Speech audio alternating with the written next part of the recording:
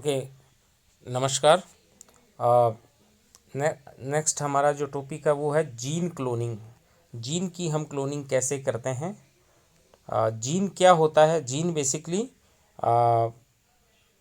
DNA fragment होते हैं, DNA के वे टुकड़े होते हैं जिनसे एक स्पेसिफिक प्रकार की क्या कह सकते हैं, प्रोटीन का निर्माण हो सकता है। तो to get enough copies of the gene to manipulate, किसी जीन की पर्याप्त कॉपीज़ प्राप्त करने के लिए हमें जीन की क्लोनिंग करनी पड़ती है, उसकी मल्टीपल कॉपीज़ प्राप्त करनी होती है।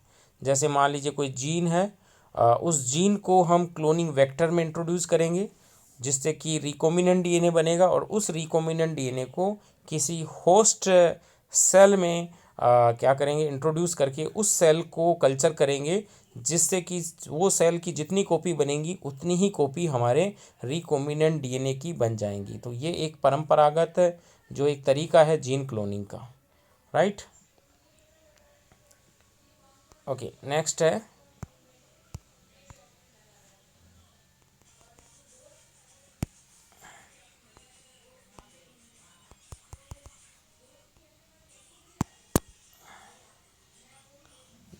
Gene cloning. इसमें जिस जीन की अनेक कॉपीज प्राप्त कर सकते हैं, इसके लिए जीन की कॉपी करनी हो, उसकी विशिष्ट रेस्ट्रिक्शन एंडोन्यूक्लियस एंजाइम द्वारा उन्हें कट किया जाता है, और फिर उसी रेस्ट्रिक्शन एंडोन्यूक्लियस एंजाइम द्वारा किसी वेक्टर डीएनए जैसे प्लाज्मिड डीएनए की भी कटिंग की जाती है।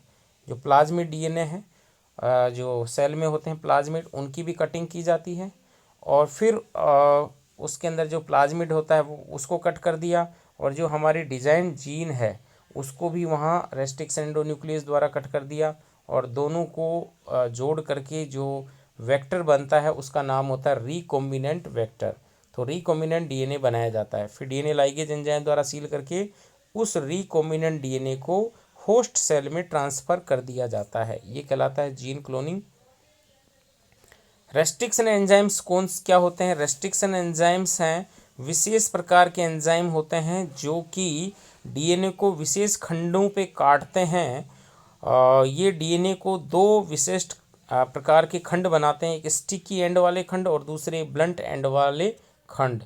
और इसकी जो खोज है वो नाथन, आर्बर और स्मिथ, ये तीन साइंटिस्ट थे, जिनका पूरा नाम है वर्नर आर्बर, डेनियल नाथन और हैमिल्टो स्मिथ। तो ये तीन साइंटिस्ट हैं, इन्होंने की थी। तो इनको 1978 का नोबेल प्राइज़ मिला हुआ है।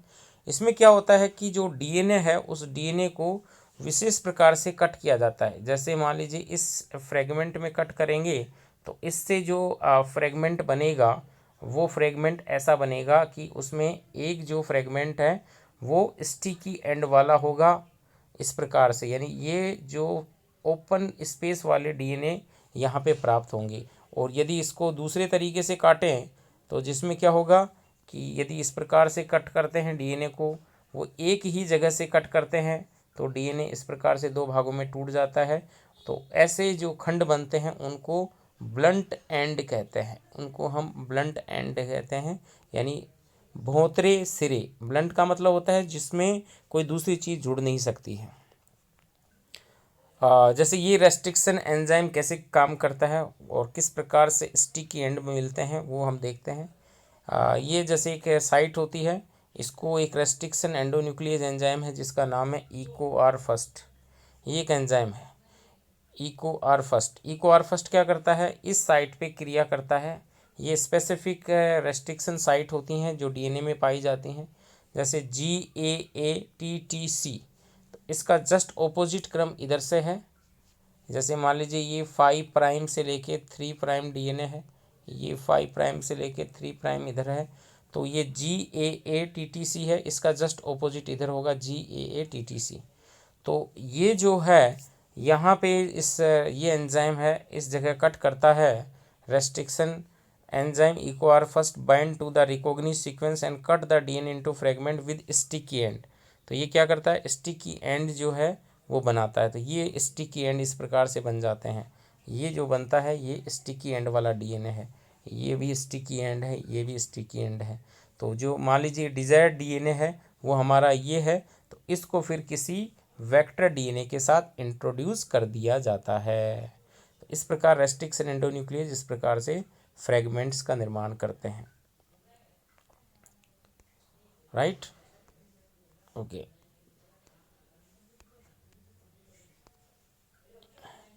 Inserting foreign DNA using restriction enzyme, जैसे मैंने बताया कुछ एंजाइम होते हैं जो फॉरेन डीएनए को जैसे ही अंदर आता है उसको कट कर देते हैं, तो ये रेस्ट्रिक्शन एंजाइम्स होते हैं।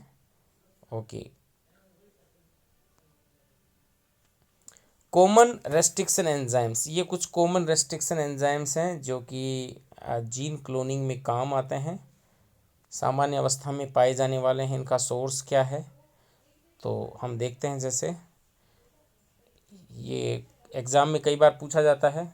सबसे कॉमन है इकोआर फर्स्ट, ये उसकी साइट है और ये हमेशा स्टिकी एंड वाले सेगमेंट्स बनाता है।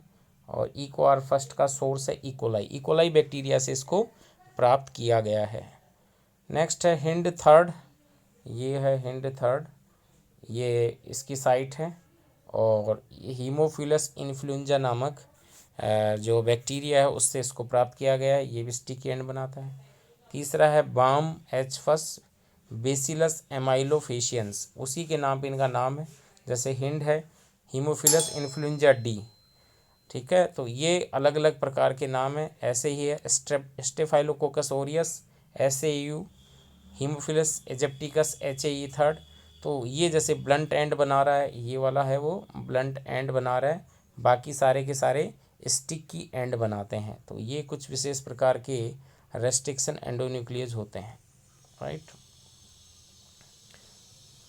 Cloning DNA in plasmid vectors, किस प्रकार से हम कट करते हैं प्लाज्मिड में, वो डायग्राम है। Selected restriction enzyme cut specific base sequence everywhere it occurs in chromosome और इन cDNA, जहाँ जहाँ ये होता है वहाँ पे ये उसको कट किया जाता है। Same enzyme cut the same sequence in plasmid DNA, और वो ही एंजाइम है उसी सीक्वेंस को प्लाज्मिड में कट करता है। जैसे मान लीजिए यहाँ पे है वो डीएनए हमारा डिज़ायर डीएनए है, उसको कट किया गया रेस्ट्रिक्शन एंडोन्यूक्लियस द्वारा, और ये बैक्टीरिया में पाए जाने वाले प्लाज्मिड हैं, वो उसमें भी वही एंजाइम है सेम जगह पे उसको कट करता है। तो दो प्रकार के यहाँ पे क्या हो गए, फ्रेगमेंट हो गए, प्लाज्मिड डीएनए का स्टिकी एंड वाला फ्रेगमेंट, और जो सी दिखा रखा है ये क्रोमोसोमल डीएनए का स्टिकी एंड, और दोनों जब है डीएनए लाइगेज की प्रेजेंस में दोनों चिपक जाते हैं और एक रिकॉम्बिनेंट डीएनए का निर्माण हो जाता है। तो इस प्रकार से ये जैसे दोनों को मिक्स किया तो plasmid DNA and the foreign DNA are mixed in solution with other enzyme that can seal them together. DNA ligase की प्रेजेंस में किया तो ये जो बन गया रिकॉम्बिनेंट डीएनए। तो इसमें जैसे ये वाला है ये वेक्टर डीएनए है और ये वाला हमारा डिज़ायर डीएनए है, ये वेक्टर डीएनए है और ये हमारा डिज़ायर डीएनए है। तो वेक्टर को बैक्टीरिया में हम इंट्रोड्यूस करवा देते हैं और बैक्टीरिया की कॉलोनी को ग्रो करवाते हैं।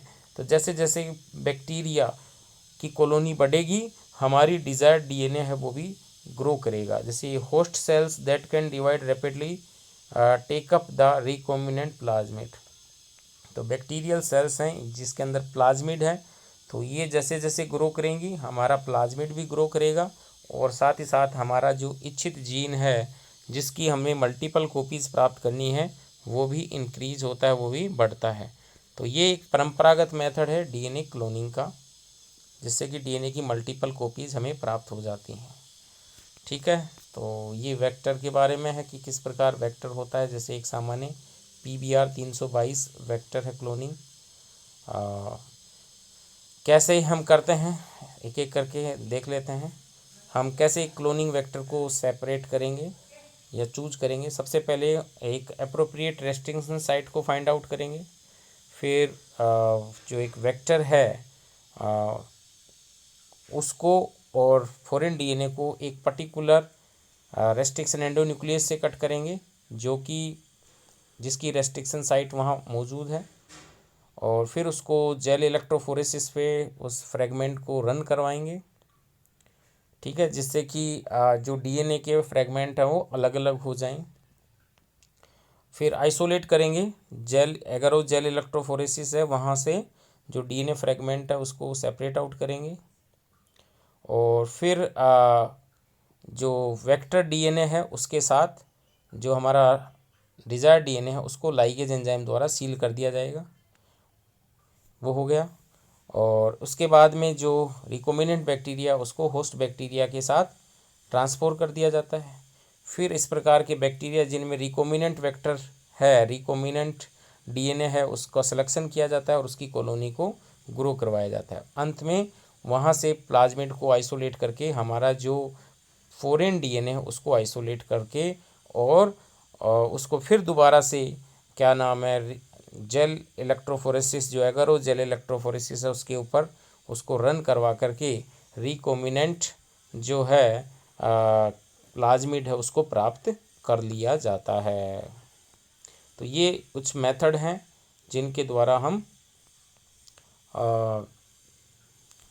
जीन की क्लोनिंग करते हैं। ये जेल इलेक्ट्रोफोरेसिस का एक सिस्टम होता है, इसको जेल बॉक्स कहते हैं। इसके अंदर ये जेल होती है और इस जेल के अंदर हम हमारा डीएनए सैंपल है वो लोड करते हैं यहाँ पे, और लोड करने के बाद में जब उसको रन करते हैं तो अपनी साइज़ के हिसाब से वो डीएनए आगे बैंड्स में टूट जाता है, छोटे छोटे। जैसा कि यहाँ पे रेड कलर के बैंड दिखाई दे रहे हैं, ये डीएनए के बैंड हैं।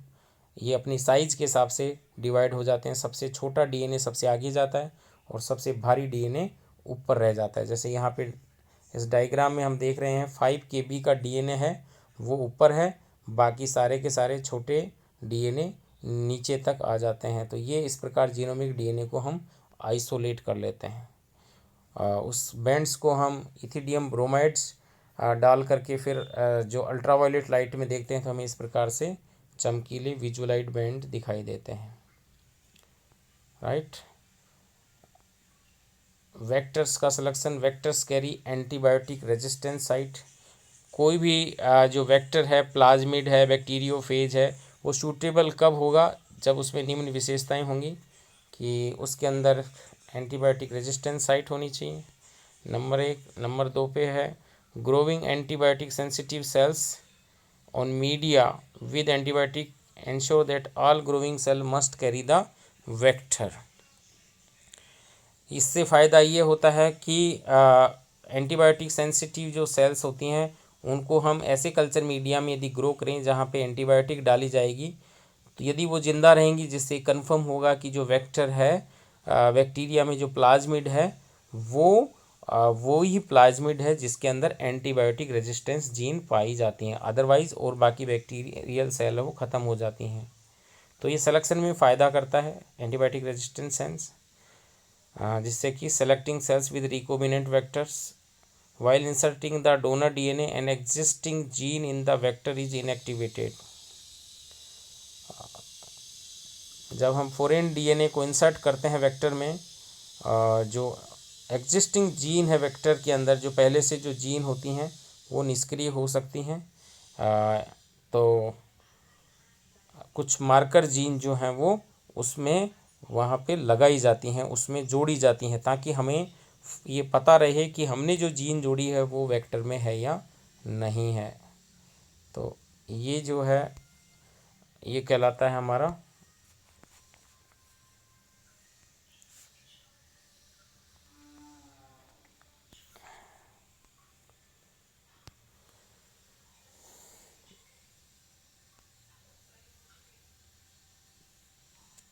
ये हमारा है जीन का है, जीन लाइब्रेरी कैसे बनाते हैं उससे ही है। इसको एक बार दोबारा मैं दिखा देता हूँ कि ये हमारा जीनोमिक डीएनए है और दिस इज़ जीनोमिक डीएनए जिसकी हमें मल्टीपल कॉपी प्राप्त करनी है। और ये है प्लाज्मिड जो कि इकोलाई बैक्टीरियम पाया जाता है। इसको और इसको दोनों को समान रेस्ट्रिक्शन एंडोन्यूक्लियस द्वारा कट किया जाता है, तो इसके भी फ्रेगमेंट बन गए, इसके भी फ्रेगमेंट बन गए। इन दोनों को मिक्स किया जाता है डीएनए लाइगेज की प्रेजेंस में। तो उसके बाद में जो वेक्टर बनते हैं उन्हें हम रिकोमिनेंट वेक्टर कहते हैं, रिकोमिनेंट प्लाज्मिड कहते हैं। और इनको फिर होस्ट सेल में करके और इनकी मल्टीपल कॉपीज़ प्राप्त की जाती हैं, जिसे हम जीनोमिक लाइब्रेरी कहते हैं।